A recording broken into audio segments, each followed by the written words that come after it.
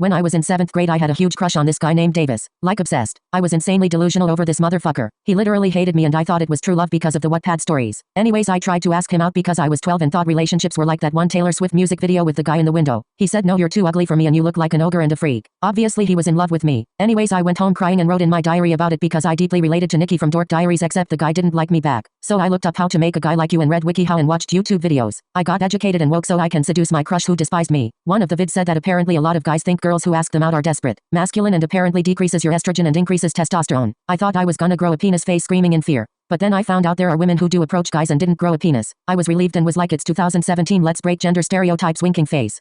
Anyways, I decided to slowly become friends with him instead to fix my mistake and accept that he hated me. The next day during gym we were doing a volleyball tournament and I was on a team with Davis. I was surprisingly good at volleyball and I helped our team win by 20 points. Everyone complimented me except for Davis, so I went up to him and said that was a good game, wasn't it? Grinning face with smiling eyes and sweat drop. He said yeah, I guess awkwardly. I knew he was seduced by me. A few periods later I had science with Davis and our teacher was reassigning seats cause our class would never shut the fuck up and he ended up being assigned next to me. I started up a conversation and he got mad out of nowhere and told me to back off or he'll report me for harassment. Looking back 7 years later it high-key was. But to my undeveloped 12-year-old brain it meant he wanted to marry me. I came home from school crying while planning our wedding in 20 years, so I was gonna get revenge. I thought it was going to be an enemies to lovers arc, so I went to the grocery store with my mom and I put laxatives in the cart when she wasn't looking. The next morning I snuck them in my backpack and went to school like normal. Before the lunch bell rang I snuck into Davis's locker and put the powder in his water bottle. At lunch I was sitting with my bestie telling her what I just did and she didn't believe me until Davis started running in the cafeteria and next thing you know shit busted through his 2017 Adidas track pants. My friend was shook because I'm usually way too nice to do something like that. The cafeteria went silent and everyone started laughing and recording him. On his way out he bumped into Sean, one of the toughest guys in our class, and they got into a fight. The cafeteria was going crazy. Later that day during math I got called to the principal's office.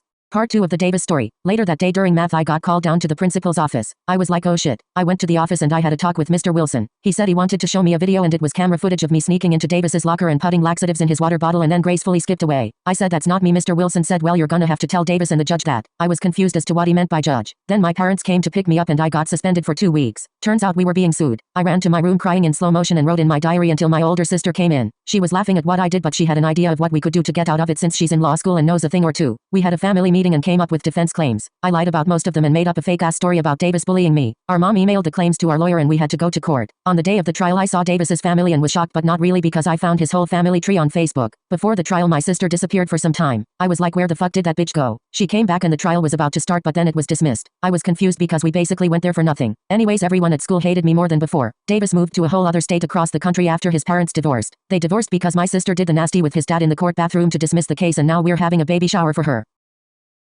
One time I got a gym membership cause I was in my fitness era, and no, not in that cringy TikTok muscle mommy / alpha gym bro type of way, more like I just wanted to get into shape after socially isolating myself from trauma and getting skinny fat because I have an insane sweet tooth type of way. Anyways, my first day in the gym was fine, so I kept going for a couple weeks and I saw this guy there who was one of my types, at least look wise. My types are either guys who look like Cole Sprouse when he was blonde or guys who look like Naveen from Princess and the Frog. Nobody asked for that, but what do you expect from this account? Anyways, I tried not to stare too much because I'm one of those people who sometimes doesn't realize they're staring. Then one day I was getting ready to leave and on my way out I bumped into my gym crush. We had a short conversation and he asked for my Snapchat. Maybe those manifesting TikTok sounds do work. I put my snap in his phone and confidently flipped my hair and catwalked to my 2022 Camaro in slow motion. I was finally having a social life again. I went on Reddit. I was in my Reddit era too, and made a quick trigger warning, cuteness overload post about what just happened. I thought people were gonna be like, OMG, so cute face with big pleading eyes. But instead I had people attack me saying it wasn't gym etiquette to ask people out in the gym. I was like, there's rules for socializing at the gym. Once again, I'm not a gym girly, but I thought the rules were just to not be creepy or harass others. But according to the Reddit community it's like illegal to get asked out in the gym. Anyways, I kept getting attacked by the gym community and the alpha smegma gym bro said that guy must be a beta simp. So not alpha face with rolling eyes.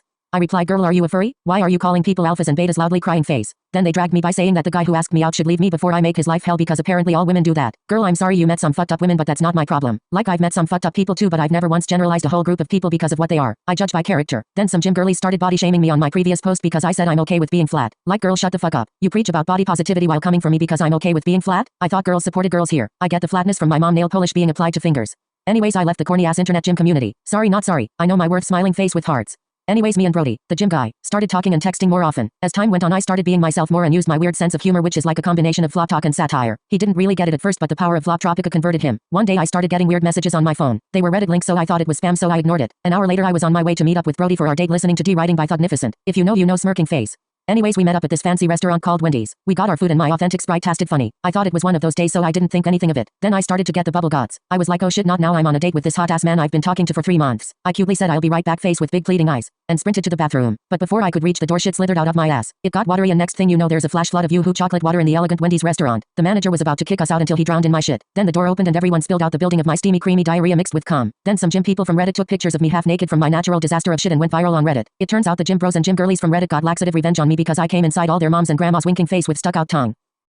The summer before the pandemic, my family and I were going on a trip to Hawaii. The morning of our 15-hour flight, we stopped at Taco Bell and Starbucks for breakfast. I got a venti vanilla cold brew to wake me up in the Taco Bell breakfast combo. We had a mukbang before the flight. An hour later, we were finally on the plane and ready for takeoff. I went on my iPad to read Crush X Reader What But stories until I got a sharp pain in my lower stomach. I thought it was premenstrual cramping, so I went to the bathroom to check if my period came, but it was too late and I shat myself. Thankfully, it was a quiet shit. I went to the bathroom to clean up until I had to shit again. It was so bad. My ass was on fire but also cold from the icy hot cream. It was stankin' up not only the bathroom but the whole plane. Everyone started screaming, crying and throwing up. My mom knocked on the door and told me we were having an emergency landing. I wiped and opened the door and brown fog filled the air. The pilot went blind from the toxic fumes and everyone had to take a parachute and jump. Me and my family jumped out in slow motion as the plane exploded in midair and we were stranded in the Pacific Ocean until we washed up onto shore. We made it to our hotel like I didn't just murder hundreds of people with my explosive diarrhea. Anyways, the trip was a 10 out of 10. Beautiful views, beautiful people and beautiful culture. Moral of the story, don't put icy hot on your anus.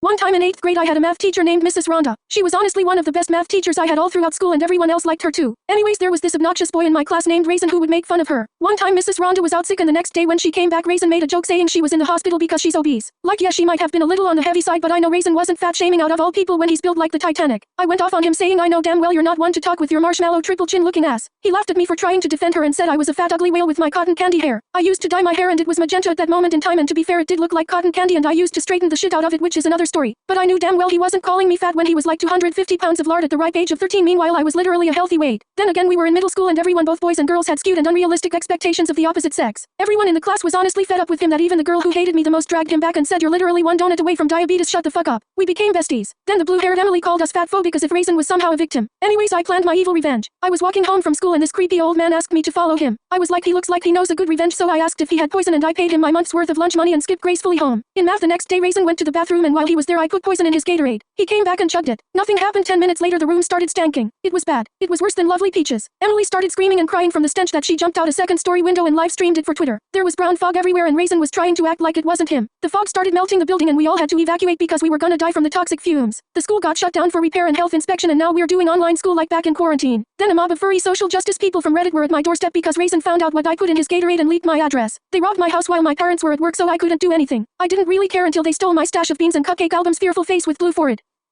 One day when I was 13 I snuck in my mom's room while she was in the shower and I hid under her bed. I closed my bedroom door so she would think I'm in my room. I was giggling at the thought of her getting scared. I heard my dad open the front door downstairs meaning he's back from work. My mom finished up showering and I heard her get out and welcome my dad. They both slowly and quietly came into the bedroom and I saw their clothes drop on the floor. I put my hand over my mouth and they got on the bed and started doing the deed. The bed was bouncing so much I swear the mattress was bonking my head every few seconds. The room started smelling like sweaty cheese and I was trying not to vomit. I was crying so much with my hand still over my mouth and then they finished. I heard my mom say, "Great, now I have to shower again." And my dad said me too. They then both went into the shower together and I quickly ran back to my room and got into bed and started crying. I now have a baby sister as well.